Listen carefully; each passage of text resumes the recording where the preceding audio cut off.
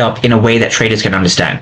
When we come into a bullish fair value gap, we want to know that aggressive sellers are not being rewarded. So when we come into a bullish fair value gap, which is essentially what we've come into over here, right? So price over here is coming to a bullish 15-minute fair value gap. Yeah, 15-minute fair value gap. What is happening in these circled regions? Well, let's kind of break this down. Let's start over here.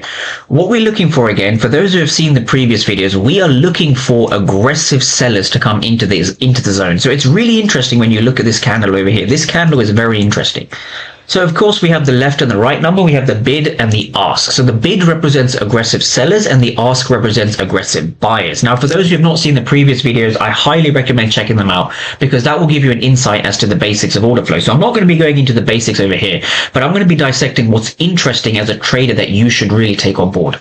The first thing is when we have a massive red candle over here, we actually have a ton of aggressive buyers over here as well. This is really interesting to understand that even though we have a red candle with a lot of heavy selling momentum, we have aggressive buyers showing up here, aggressive buyers showing up here. That is the first sign that we could see a reversal from this area because we're seeing aggressive sellers being met by aggressive buyers. That is the most important thing. Now from here, as price comes into the zone, it's what's even more interesting.